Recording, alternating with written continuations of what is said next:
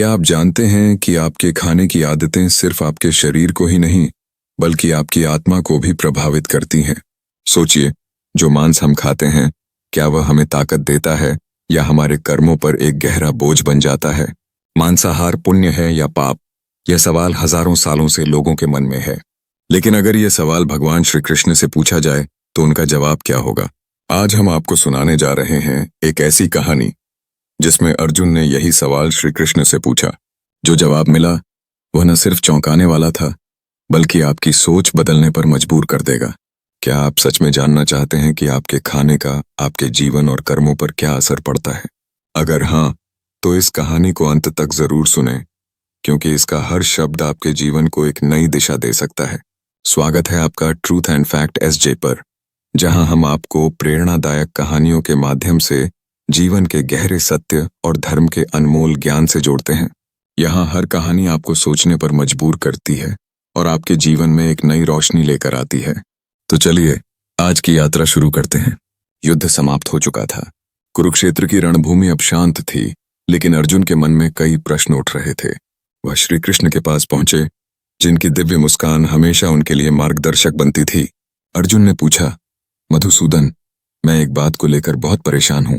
मैंने देखा है कि लोग मांसाहार को लेकर अलग अलग बातें करते हैं।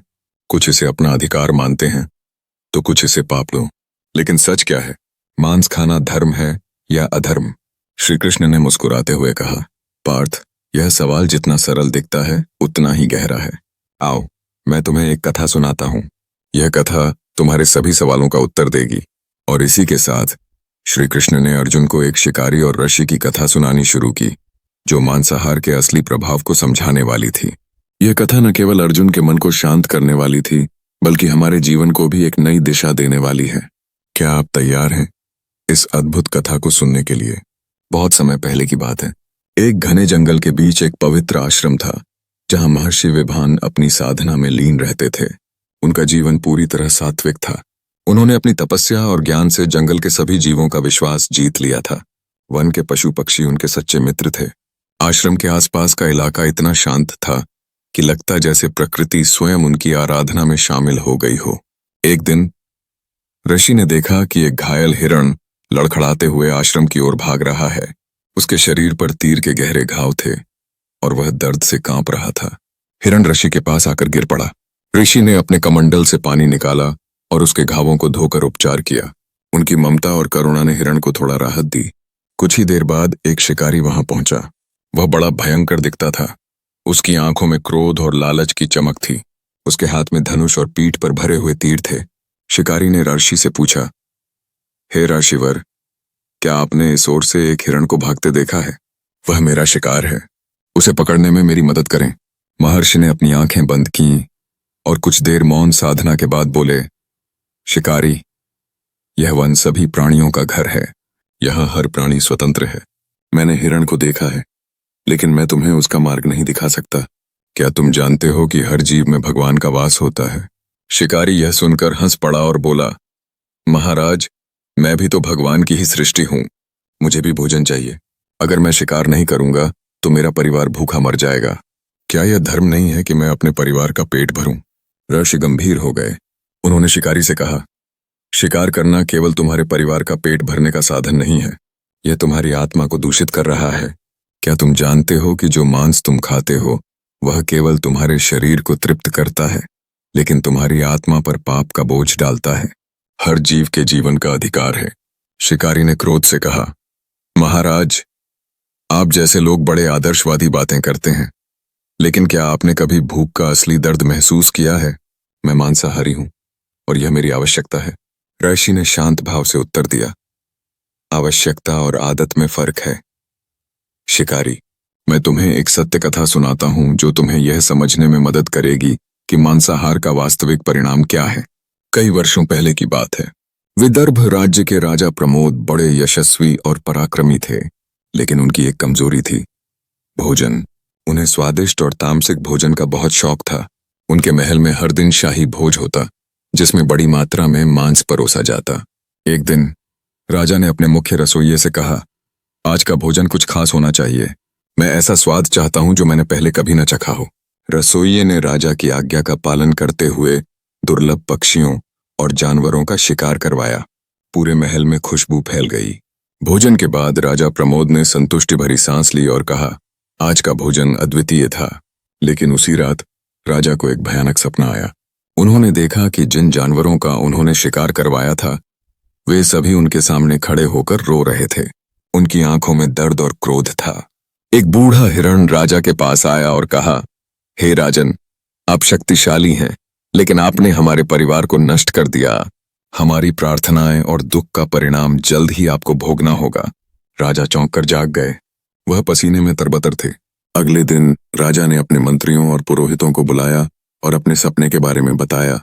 एक वृद्ध पुरोहित ने कहा, महाराज, यह संकेत है कि आपकी तामसिक प्रवृत्ति और मांसाहार आपके पतन का कारण बनेगा। जीवों की हत्या करके प्राप्त भोजन आपके भीतर क्रोध, हिंसा और अहंकार को बढ़ा रहा है। आपको यह आदत तुरंत छोड़नी होगी। लेकिन राजा ने इस चेतावनी को नजरअंदाज कर दिया। उन्होंने कहा, मेरा साम्राज्य विशाल है और मेरी शक्ति असीमित। ये छोटे छोटे जीव मेरे लिए कोई खतरा नहीं है। समय बीतता गया।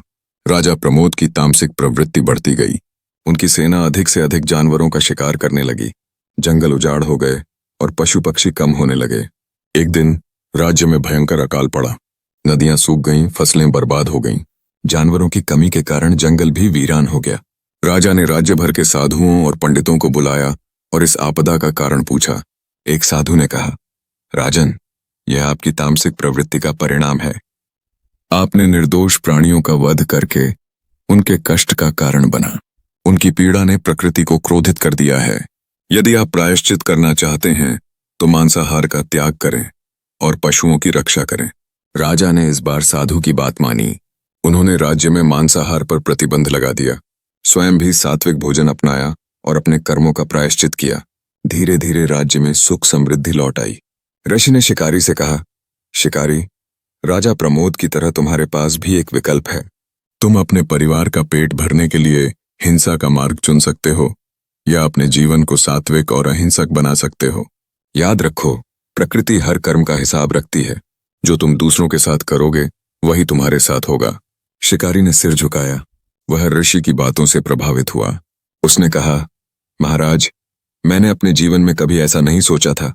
मैं वादा करता हूं कि अब से मैं मांसाहार छोड़ दूंगा और अपने जीवन को बदलने का प्रयास करूंगा। ऋषि ने प्रसन्न होकर आशीर्वाद दिया और कहा, याद रखो, हर प्राणी का जीवन महत्वपूर्ण है। जो दूसरों के जीवन का सम्मान करता है वही सच्चा धर्म का पालन करता है।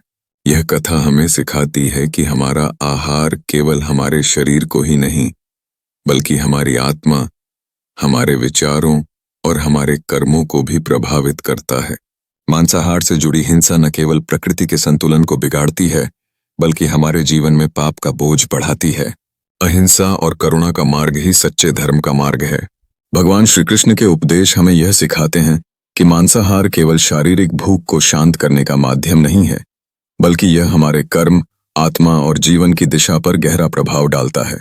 हर जीव में परमात्मा का वास होता है और उनकी हत्या करना ईश्वर की रचना के प्रति असम्मान दिखाने के समान है। हमें यह समझना चाहिए कि भोजन का उद्देश्य केवल शरीर को पोषण देना है, न कि किसी जीव की पीड़ा से अपनी तृष्णा को शांत करना।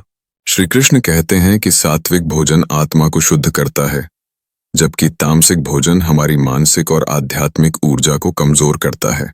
मांस का सेवन तामसिक प्रवृत्ति को बढ़ावा देता है, जिससे मन अशांत होता है, क्रोध और असंवेदनशीलता का विकास होता है। प्रकृति का संतुलन बनाए रखना मानव का कर्तव्य है। जब हम मांसाहार करते हैं तो हम प्रकृति के संतुलन को बिगाड़ते हैं। जीव हत्या से पर्यावरण पर भी नकारात्मक प्रभाव पड़ता है। यह भगवान की दी हुई अमूल्य धरोहर को नुकसान पहुंचाने जैसा है। हिंसा का चक्र कभी खाली नहीं जाता। श्री कृष्ण ने गीता में कहा है कि हर कर्म का परिणाम अवश्य भोगना पड़ता है। मांसाहार के लिए किसी जीव की हत्या करना ऐसा कर्म है जिसका फल हमारे जीवन में किसी न किसी रूप में वापस आता है। यह नकारात्मक ऊर्जा हमारे सुख, शांति और समृद्धि को प्रभावित करती है।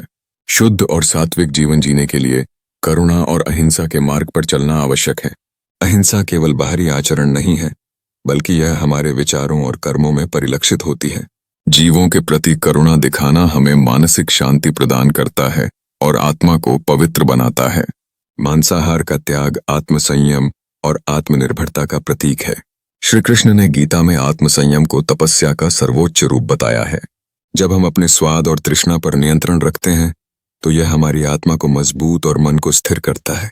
यह जीवन जो हमें भगवान ने दिया है केवल भोग विलास के लिए नहीं है। यह हमें धर्म, सत्य और करुणा के मार्ग पर चलने का अवसर प्रदान करता है। भगवान श्री कृष्ण के उपदेशों को अपनाकर हम एक शुद्ध, शांत और पवित्र जीवन जी सकते हैं जो हमें ईश्वर के समीप ले जाता है। अर्जुन भगवान श्री कृष्ण के चरणों में बैठा था। उसकी आंखों में गहरा पश्चाताप और असमंजस झलक रहा था। उसने धीरे से पूछा, मधुसूदन, आज आपकी कथा ने मेरी आत्मा को झकझोर दिया है, लेकिन मैं आपसे यह जानना चाहता हूं कि आखिर क्यों मनुष्य इतने स्वार्थी और निर्दयी हो जाते हैं कि अपने स्वाद की तृप्ति के लिए किसी और के जीवन को समाप्त करने से भी पीछे नहीं हटते। श्री कृष्ण ने मुस्कुराते हुए अर्जुन की ओर देखा और बोले, पार्थ, यह संसार माया से घिरा हुआ है। मनुष्य अपने अहंकार, अज्ञान और स्वार्थ के कारण यह नहीं समझ पाता कि उसका हर कर्म केवल उसे ही प्रभावित करता है। मांसाहार से वह केवल अपने शरीर का अहित नहीं करता, बल्कि अपने मन, आत्मा और भविष्य के कर्मों को भी दूषित करता है। अर्जुन ने गहरी सांस ली और कहा, लेकिन केशव, क्या उन्हें यह समझाने का कोई मार्ग नहीं है? क्या यह संभव नहीं है कि हर मनुष्य करुणा और अहिंसा के मार्ग पर चल सके? श्री कृष्ण ने गंभीर स्वर में उत्तर दिया, पार्थ, हर व्यक्ति को यह सत्य तब समझ में आता है जब वह स्वयं अपने कर्मों के परिणाम को भोगता है। यह संसार कर्म का क्षेत्र है। यदि कोई अपने स्वाद के लिए हिंसा करता है तो उसे उस हिंसा का फल किसी न किसी रूप में अवश्य भुगतना पड़ता है। लेकिन उन्हें समझाने का एक ही उपाय है, प्रेम और ज्ञान का प्रचार। जब तुम उन्हें यह बताओगे कि हर जीव में वही आत्मा निवास करती है जो स्वयं ईश्वर का अंश है, तभी वे यह सत्य जान पाएंगे। अर्जुन ने अपने सिर को झुकाकर पूछा, हे जनार्दन, तो क्या हमें उन्हें मांसाहार त्यागने के लिए प्रेरित करना चाहिए? श्री कृष्ण ने उत्तर दिया, पार्थ, हमें केवल सत्य का प्रचार करना चाहिए। किसी पर अपने विचार थोपना धर्म नहीं है। लेकिन जब तुम प्रेम और ज्ञान के साथ सत्य की बात करोगे, तभी लोगों के मन परिवर्तन होंगे। याद रखना, जो अहिंसा और करुणा के मार्ग पर चलता है वही अपने जीवन को शुद्ध करता है और मोक्ष के निकट पहुंचता है। अर्जुन ने एक नई ऊर्जा और दृढ़ता के साथ कहा, केशव, आज आपने मेरे मन का अज्ञान दूर कर दिया। मैं इस संसार को अहिंसा और करुणा का संदेश देने का हर संभव प्रयास करूंगा।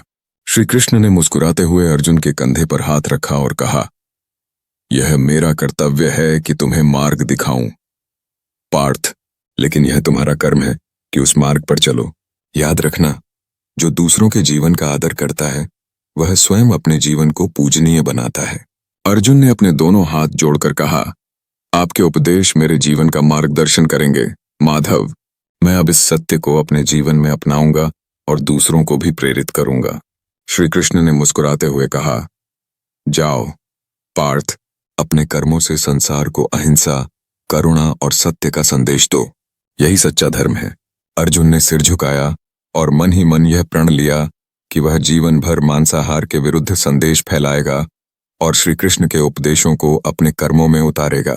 भगवान श्री कृष्ण के उपदेश हमें यह सिखाते हैं कि हमारा जीवन केवल अपनी इच्छाओं की पूर्ति के लिए नहीं है, बल्कि इसे सही कर्मों और करुणा से भरना हमारा धर्म है।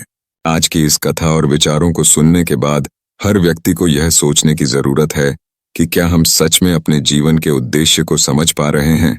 मांसाहार करना केवल एक आदत नहीं है, यह हमारे कर्मों का प्रतिबिंब है। हमें यह समझना चाहिए कि हर जीव में एक आत्मा है जो ईश्वर का अंश है। अगर हम किसी प्राणी को मारकर भोजन करते हैं तो हम केवल अपने स्वाद की तृप्ति के लिए उस आत्मा के साथ अन्याय करते हैं। क्या यह सही है? हर इंसान को यह सोचना चाहिए कि हम अपनी इच्छाओं के लिए दूसरों के जीवन को क्यों समाप्त करें। प्रकृति ने हमें इतने सारे विकल्प दिए हैं जो शुद्ध, सात्विक और पोषण से भरपूर हैं। मांसाहार केवल हमारे मन और शरीर को तामसिक ऊर्जा से भरता है, जिससे हमारी सोच और कर्मों पर नकारात्मक प्रभाव पड़ता है। श्री कृष्ण हमें यह सिखाते हैं कि करुणा और अहिंसा का मार्ग सबसे श्रेष्ठ है। जब हम जीवों के प्रति दया दिखाते हैं तो यह न केवल उनके लिए बल्कि हमारे लिए भी एक आशीर्वाद बनता है। यह हमें मानसिक शांति और आत्मिक शुद्धता प्रदान करता है। आइए हम सभी मिलकर यह प्रण लें कि हम जीव हत्या में सहभागी नहीं बनेंगे। हम अपने जीवन को शुद्ध, सात्विक और आध्यात्मिक रूप से समृद्ध बनाएंगे। प्रिय दर्शकों, आज की इस कथा और विचारों को सुनने के बाद अगर आपके मन में कोई सवाल या विचार आया हो तो उसे जरूर साझा करें। हम आपके साथ धर्म, करुणा और आध्यात्मिकता के इन अनमोल पहलुओं को और भी विस्तार से साझा करने के लिए तत्पर हैं। आप देख रहे थे ट्रूथ एंड फैक्ट एसजे, जहां हर कहानी, हर विचार आपको जीवन की सच्चाई से रूबरू कराता है। हमारा उद्देश्य है आपके मन में सकारात्मकता और प्रेरणा भरना। अगले वीडियो में फिर मिलेंगे एक नई कहानी, नई सीख और नई प्रेरणा के साथ।